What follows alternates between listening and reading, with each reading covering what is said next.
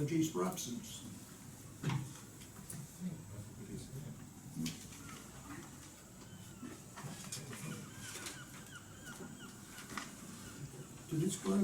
To deal with any disclosure by members of any disclosable pecuniary interest and interest other than pecuniary interest, as defined under the Sept Town Council Code of Conduct and Localism Act 2011, in relation to the matter of the agenda.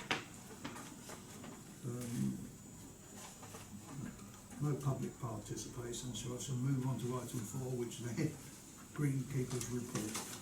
To consider the report 1821, provided the committee with an update on the golf course maintenance, pages 6 to 10.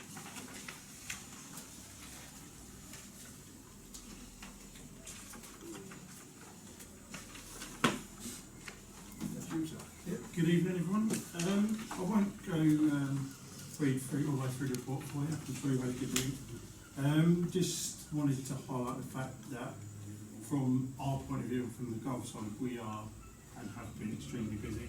Normally we're trying to wind down and get some winter maintenance done and plans in place, but it seems that golf still wants to be played at the moment on the same level as summer. So we're just trying to battle through and get what we can done and try and extend the use of the course and the main greens and the main tees as long as we can. We've had a good season with growth. We've had a lot of rain, which has helped. A lot of people don't like the rain, but as a greenkeeper, we're quite happy that we can keep the grass green and keep the stripes on it, which has been nice. Teams have worked really well. I've been pleased with every member. Everyone's worked really hard. So, we'll welcome any questions that you may have.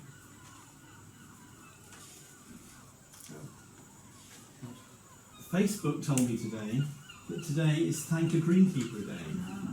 So we thank our greenkeeper. I don't always believe that Facebook tells me the truth, but certainly that was Facebook does do a lot of things. I saw your post about that. So I think the report is a very good one in terms of my interest at the moment is the environment of the golf course and how well that's being looked after in terms of managing both the wildlife as well as the, I was going to say the wilder golfer, but as well as managing the golf and the wildlife. My interest is in item 1.12, and I understand the roof on the view isn't a sedum roof; it's a grassed roof. I understand there's no water meter to know how much water we're using. So how do you estimate it's £2,000 to £3,000 a year? That's one. And the other is, could we plant it with something else to save all of that money by having a drought-tolerant roof? First one, estimate is based on my previous experience, usage, sort of amount of water that we've had to put on in terms of the timing. So it's controlled by timers. As the course irrigation is controlled, I can put down per millimetre, so that I can work out the cubic metre of water that we've used. The roof is just plumbed straight into the mains, is a leaky pipe system, which is the most efficient for watering. There's no water loss through wind or into the air. The trouble is, water in the roof, roofs are designed to drain, so there's a balance between putting water on and not putting too much that it drains away and not putting too little that it dries out. It's been a learning curve that's the first time I've ever managed one, so it's been a learning curve over the last sort of 3 years as to adopting the best methods. We've left it this year, we haven't had to do a lot, we've turned it on and off as it's needed it. We monitor the soil moisture levels, so that it's the best estimate I could come up with from my experience of the roof. I might be way out, I hope I'd be quite close one way or the other. As for number 2, it was a specific seed mix and turf put on the roof as stipulated in the planning. So I'd imagine it would be a case of going through planning again to find alternatives, because if you were to stand back, so on the cliff top and look across, it does mirror very well the surrounding area. So I think in that sense the planning got it right, that it mirrors, but with that there does come a cost of keeping it watered. The problem we have in terms of our site is, well, there's 2 problems. A, roofs are designed to drain and they have to, B, the weight of the soil on top means you get two different types of roof, extensive and intensive. One's got a bigger soil profile, which will hold more water, and the roots will be deeper. So once you've watered it, will last longer. The other one's got shallower roots, shallower soil level, which is our one. And I'd imagine that the roof and the structural engineering and calculation was done based on that level of soil. So without someone with a lot more knowledge of that than me looking into it, I couldn't answer whether we could go for a different mix. Chair, I think just to say, I think it's worth in some time into the future considering whether we could do something different while maintaining a green roof without this kind of cost. One thing I would add to that, the ideal and simplest scenario would be to utilise the borehole water. It's the boreholes there is working. It's been used for 2 years now. We don't have the infrastructure to run that water from the tank to the roof at the moment. I would suggest that would probably be the best and easiest way to go, and that's 100% free. And look, you can extract 20 cubic metres of water a day without an extraction licence. Based on last year, we only used 3,200 cubic metres of water on the course. The 20 cubic a day equals 7,200. So there's a lot of scope. The roof will take nowhere near what the course takes. And we're within the range, I'd say, even of a very dry year, which was last year was one. So we were in a range that we could do that and still use 100% free water. Okay, thank you.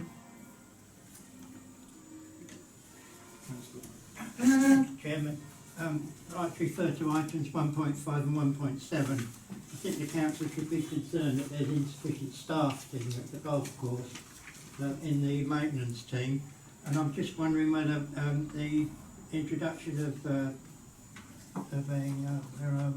apprentice is going to solve that problem. Looks to me like it might not. Questions for me, was that? Yes. Yeah, okay. It would go a long way to help. When I started back in the 1999, 2000, we had 4 qualifiers and an apprentice. And then that changed to 4 qualified. We then, after about 10 years, we went back to then having an apprentice.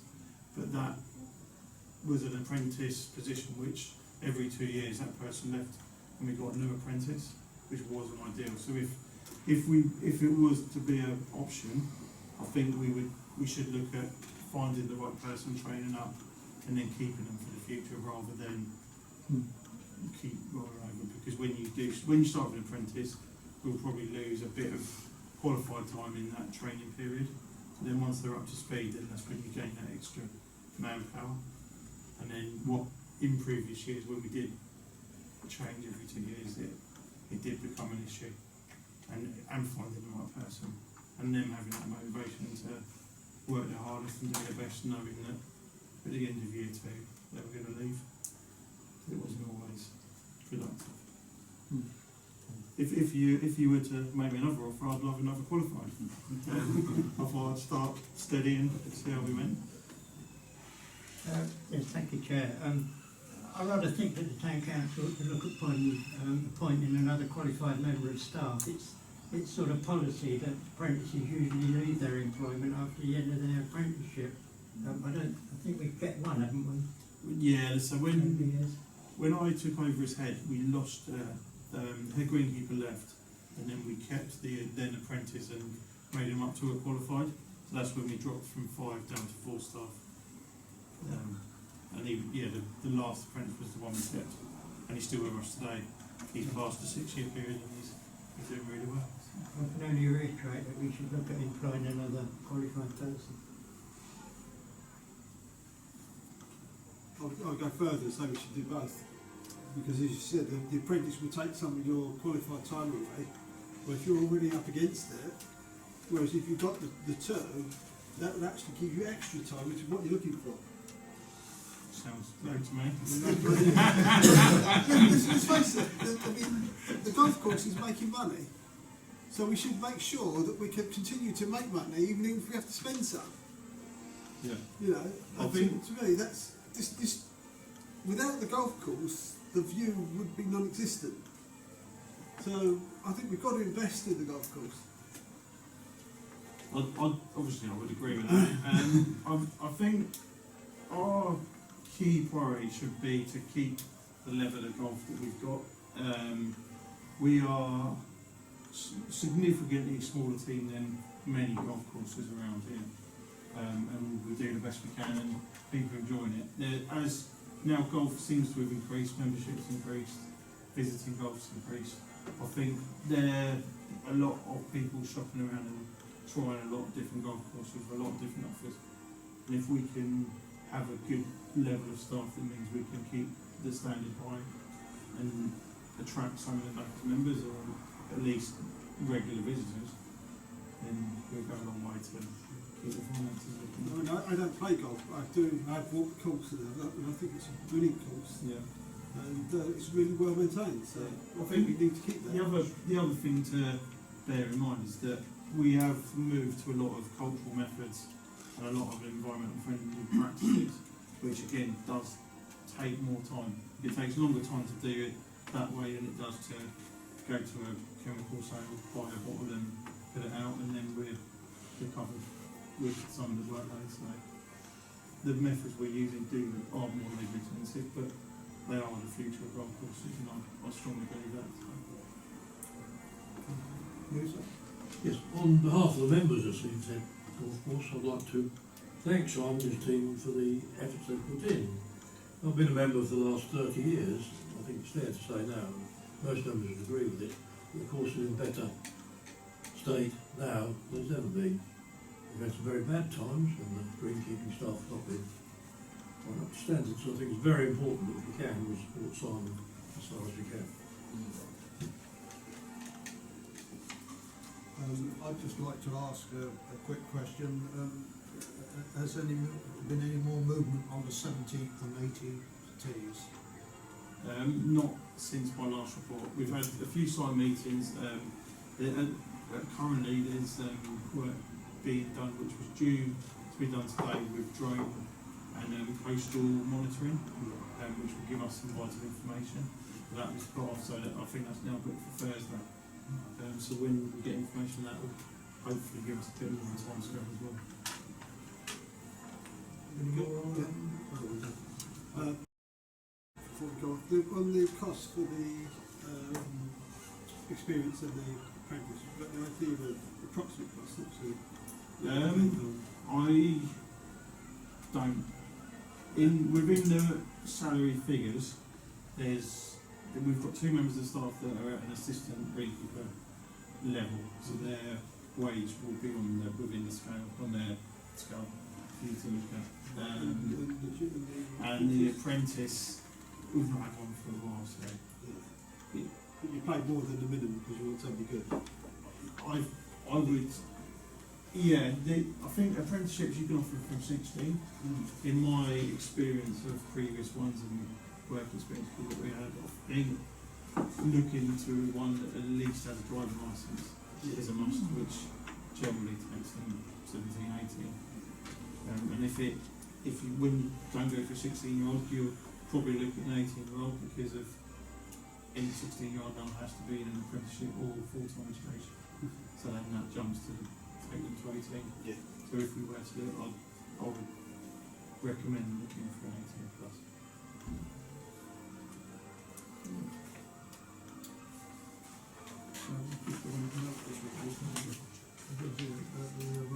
Yes. Like a vote on to note this report, please. We need to propose the second. I'll propose. Proposed by Councillor Webb, seconded by Councillor Payne, and I do the vote. Now do the vote. Okay. That's unanimous, Chair, thank you. Thank you. Now, move on to item 5. Golf professionals update report. Good evening, Commissioner. I've just got a few updated figures on it, which is good news.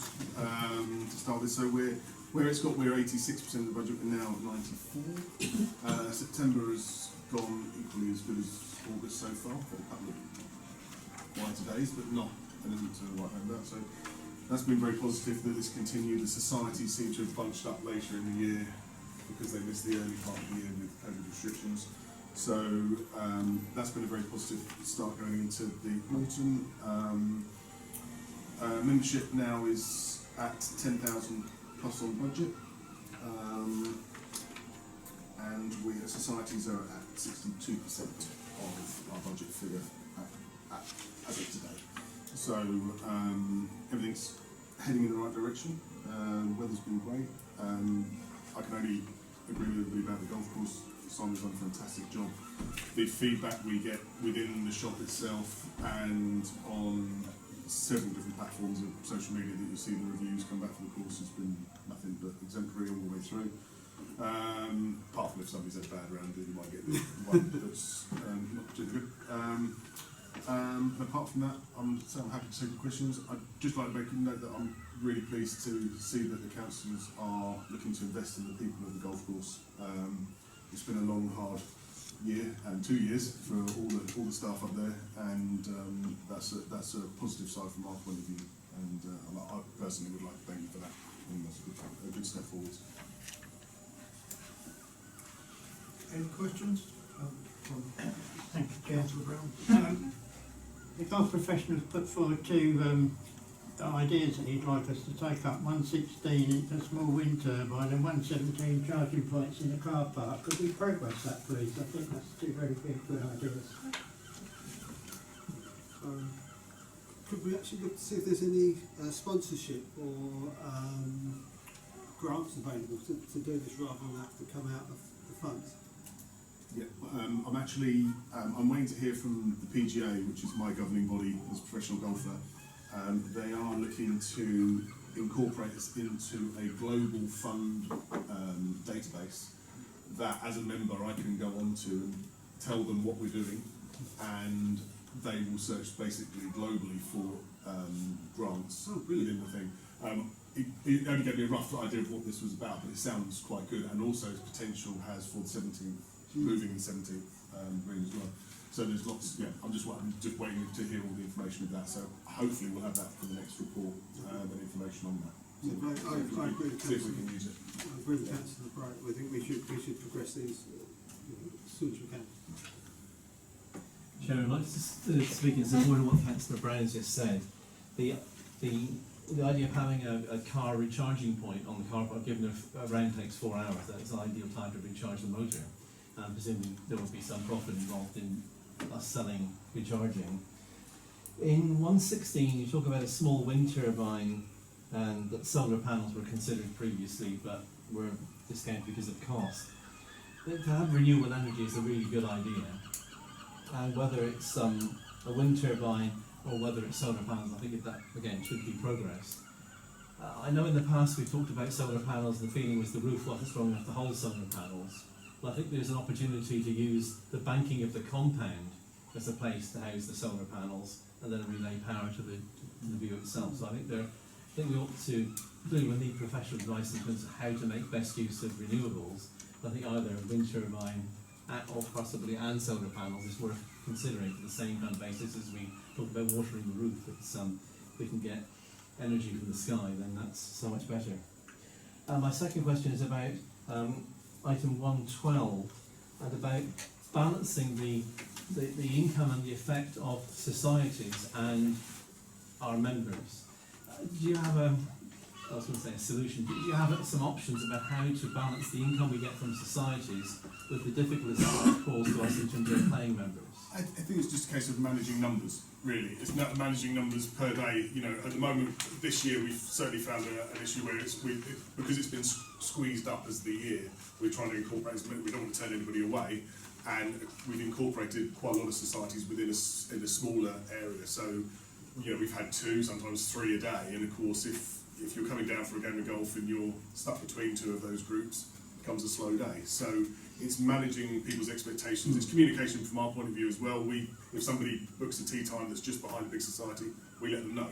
We just say, look, you are behind a big group. It's not going to be overly quick. So at least they're coming with no expectation of whizzing around the golf course. So it's just all of those things implementing. It's a fine balance between having members and green fee payers and societies, that they all sort of interlink harmoniously without one annoying the other, if you like. So, and that way we maximise our income across all three streams without one being too dominant in the course. Yes, Chair, I take the point that it's been an unusual year, and this has backed up a lot of bookings into one place. So hopefully, if we ever have a normal year, that this is a manageable thing, and the strategy that you talked about clearly would go some way to address that.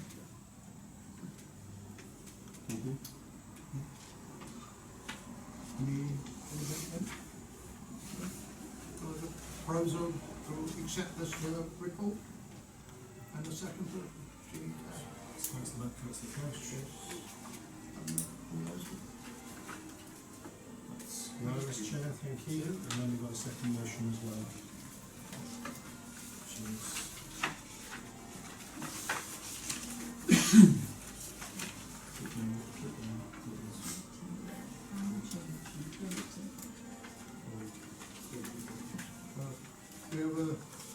the Golf and Review Committee has recommended, one, to note the contents of the report, to consider the climate change action ideas of 1.17 and 1.18, and if in agreement in principle, to instruct officers to look at the feasibility and present back to the committee at a later date for consideration. Propose that, Chair. proposed by Councillor Reid, second by Councillor Cash.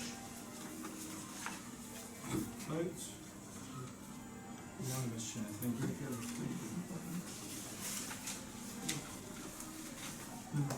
We move on to item 6, the Golf and Review, General Manager's Report. Good evening, everybody.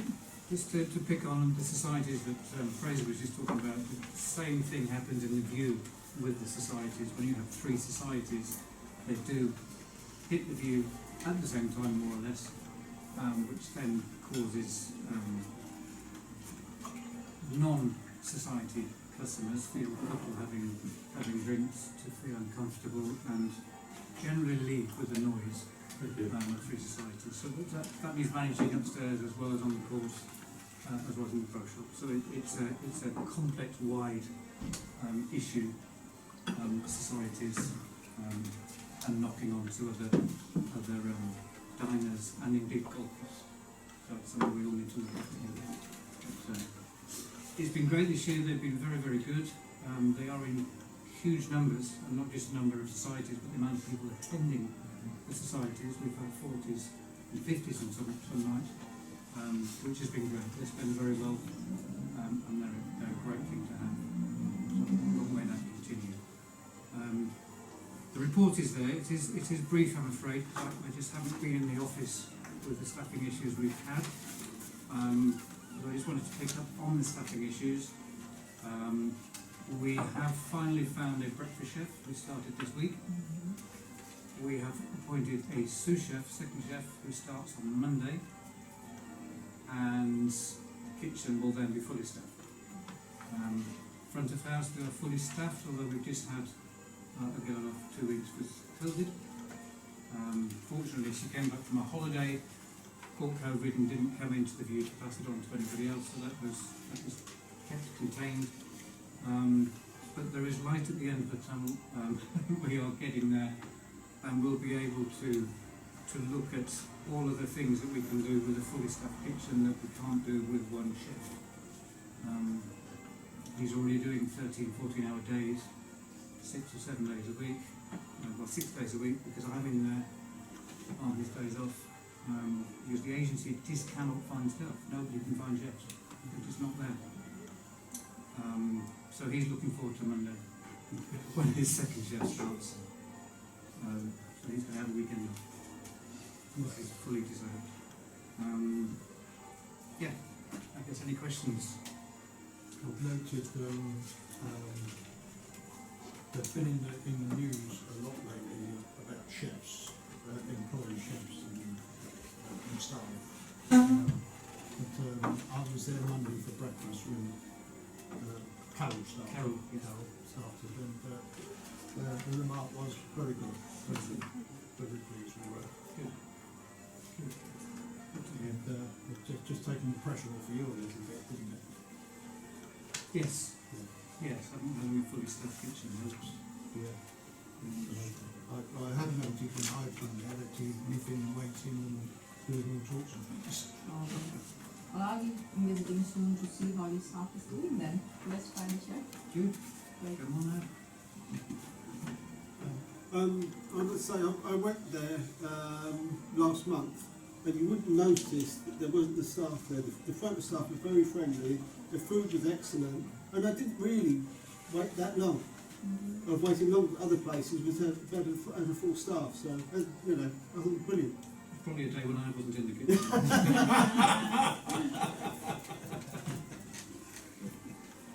Good. Very good to hear. I propose we accept. Sorry, Chair. Item 1.2. I take it. First of all, it's very good news to have a full kitchen team. That clearly is the right place to be, and a number of the things in the report are remedied because of having a full kitchen team. What I'm interested to hear a little more about is the comment about weekends being a bit hit or miss in terms of people not knowing whether they can come because we have functions or no functions, and how to manage that in terms of marketing to keep the place full. And also then going on to about your comment about we'll be working on targeted marketing, encouraging weekend evening functions. Can you tell us a bit more, Chair? Could you tell us a bit more about the targeted marketing campaign that's being prepared? Sorry, it's the sorry, what's the first point? So, Chair, the first point was about the weekends being a bit hit or miss. Oh, and problems sorry, about yes. managing Yes. functions and still keeping it full when we don't have a function. Yes, this is we've started actually putting on our website now the dates that we're not open after 6 o'clock. We've changed our weddings. Our weddings we're not closing any earlier than 6 o'clock for weddings. So people can still come up, golfers can still come in, and generally get a drink after they finish their round, because the course isn't always that busy, and there's not many coming off after 6 o'clock. So that we close at 6 o'clock for a function, and it's advertised on our website that we are closed at 6 o'clock. It is an issue, and I don't know the way around it, of when you have a weekend without a wedding, how you fill that weekend, because people have given up coming on a Saturday. It's the Dean's Place syndrome, I call it. The Dean's Place are full every weekend for a wedding, and a Saturday without a wedding, they're empty. And it's a similar thing at the View. When you have a Saturday without a function, people aren't coming up for evening dining. And finding a way around that. You can put it on Facebook, you can put it on your website, people just don't come up. Could we sort of do a function, if there isn't a function booked, like do a themed evening or something? We can put on our own events. Yeah, yeah, Yeah, I'm just thinking that might encourage people, you know, to turn up. You know, that, oh, okay, it's not a wedding. It's, you know, we know we're going to get a seat because it's a, I don't know, Chris night, Caribbean night, something like that. You know? Yeah, absolutely. We can. It's all things that we have the proposals, but we've never been able to advance them with Adam because of the kitchen situation.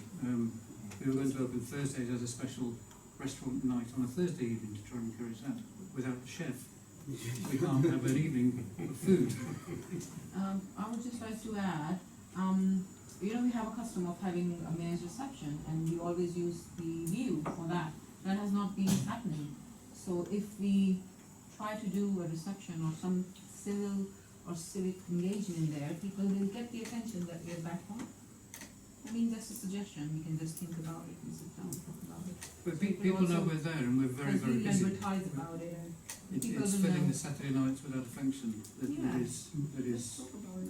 an issue. Because Chair, can I have the answer to my second part of my question, please, about targeted yes, marketing? targeted marketing. We are at the moment marketing is Christmas, and we're hitting Christmas very hard. We are a little late actually.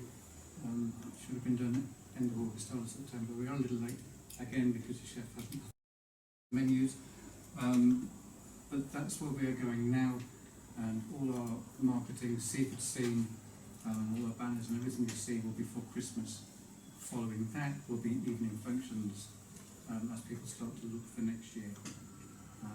The worst thing that could possibly happen is any further COVID lockdown. There is rumours that there may be one in October as a short little break. Yeah. I think that would hurt us hugely for function bookings. But again, we have to wait and see what happens.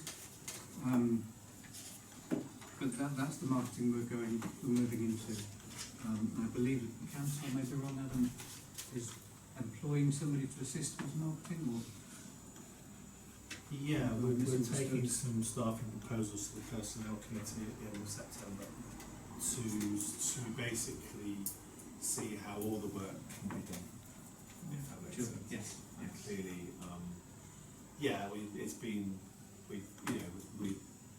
we basically would say that there was a bespoke marketing post for a while, but that wasn't felt to work so well across the whole council. And so those folks were taken back into the assistant town clerk, well obviously we haven't had a full-time assistant town clerk either, so we've been slightly struck with saying there have been some challenges there, that's circumstantial challenge I would call it. But we're taking some proposals to personnel committee about that. Thank you.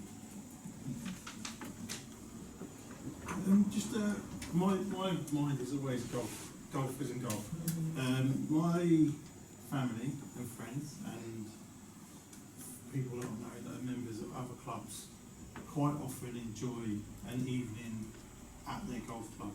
Now Alan will know more as to whether the membership would have an interest in something like that, but my thought was perhaps on Saturday night that the view isn't booked for a function, in terms of putting on our own function, whether that could be targeted towards the membership rather than the public,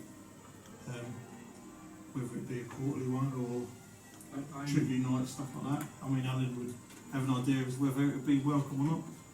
Sadly, I don't know if our membership would support it in the way we used to. Golf clubs have changed, they're no longer, certainly not as integrated in social events as they were. We used to have more social events, of course, in the old clubhouse. We've tried one or two here with quiz nights. Quiz nights always work well, if they're open to the general public as well as the golf. That'll be the way forward. I'll certainly bring it up to the committee, yes. Craig has always been happy to. We do things like past captains do, which goes well, events like that. We could certainly try some more.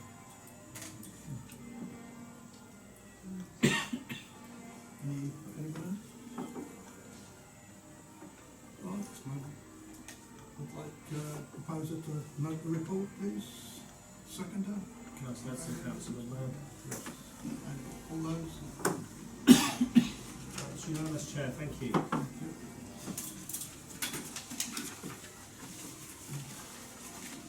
Agenda item 7, the golf committee.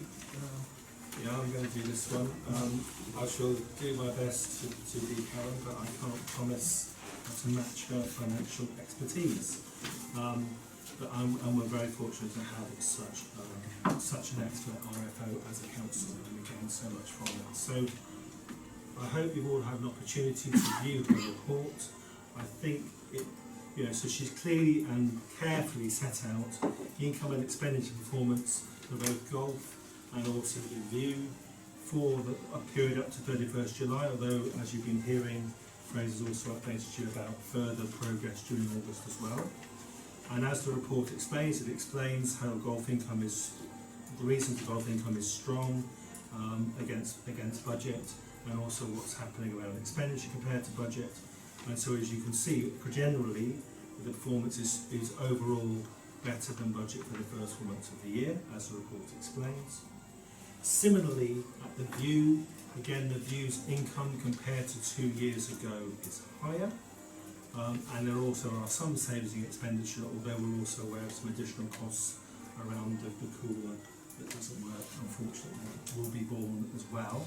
But even with that being so, again, these figures are showing a better position than for the same period 2 years ago. Happy to take any questions on that. Thank you.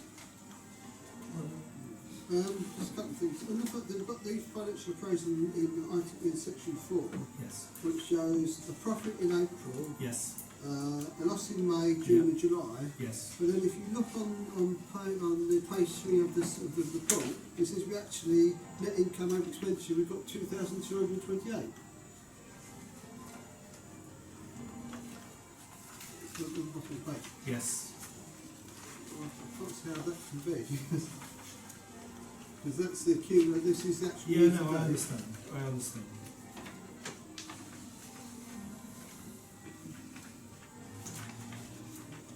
Okay, I think that, let me just have a look for you.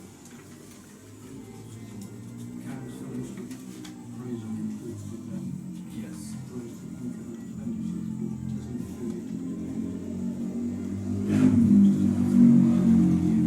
Yeah. That would definitely. Sorry, I couldn't hear that. Well, I know we've got church bell practice and we've got all sorts this evening. So I hope George, you can hear us all right on the video. Anyway, so yeah, as Craig is saying, there's no cyclist returns. As Craig is saying, the loan is not shown in these figures yet because it hasn't gone through, but it will be shown later. But Karen's taken account of it in the summary that she's taken it. So effectively, the report is more of a sort of real-time line-by-line income and expenditure report, and then our RFO has then used those figures to put together the summary that she's presenting in 4.2. Well, no, if she's included the loan, then it would be a larger minus figure, it's a plus figure. No, the loan is included in the 4.2 to make the minus figure, that's what we're saying. Oh, I see, sorry. So that's why you get the minus figure rather than the 2,000 positive. Right, okay, yeah, sorry, better. I think it's a question of whether it's a bracket, not a bracket. Yeah, there is also that.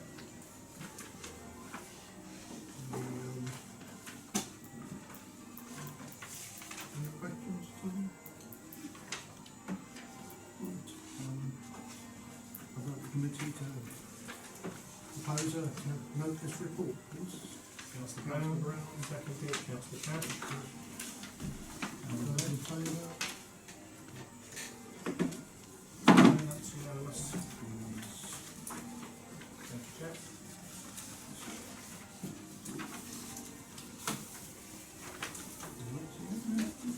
That's all the items. Thank you very much. Just say the time, Chair, if you